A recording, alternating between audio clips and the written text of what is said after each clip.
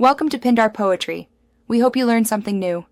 You start by ensuring the system can listen and act.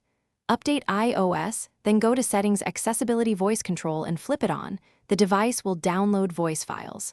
Once done, grant microphone and Siri permissions so commands reach apps. Make sure background app refresh is allowed for apps you want to control. This prevents unresponsive behavior. You now have the base voice engine active. Next, we'll customize commands and integrate with shortcuts to make it practical. Now you refine how your iPhone responds. Open Voice Control, customize commands, and enable system commands you use often. Then tap Create New Command to assign a spoken phrase to an action.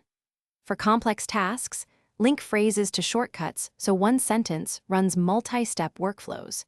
You should also edit vocabulary for app-specific words and set confirmations to never or on demand to speed things up. Make incremental tests after each change so you can hear the behavior and adjust thresholds or phrasings. Finish by practicing real tasks.